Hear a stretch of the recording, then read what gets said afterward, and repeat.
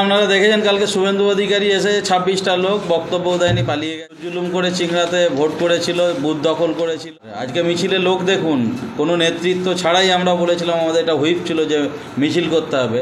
আজকে প্রায় 1200 থেকে 1500 লোকের ওখানে মিছিল হচ্ছে। আপনি মিছিলের ভলিউম দেখেই বুঝতে পেরেছেন।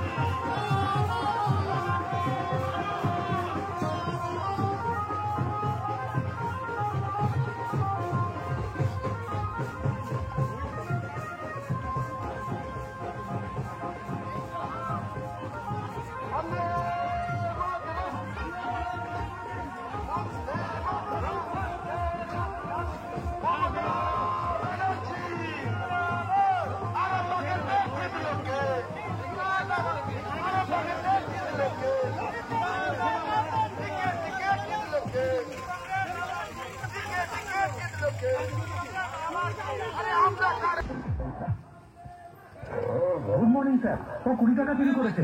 20 টাকা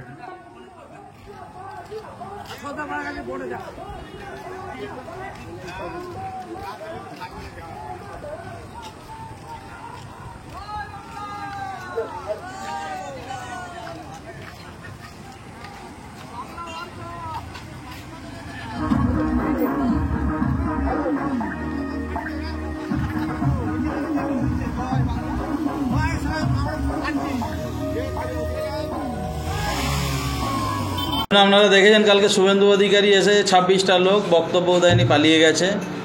মানুষ মুখ ফিরিয়ে নিয়েছে। জুলুম করে চিংড়াতে ভোট করেছিল, বুথ দখল করেছিল বাইরে থেকে দুষ্কৃতী এনে। আমরা মানে ওইখানটা আমরা একটুখানি ব্যর্থ হয়েছি।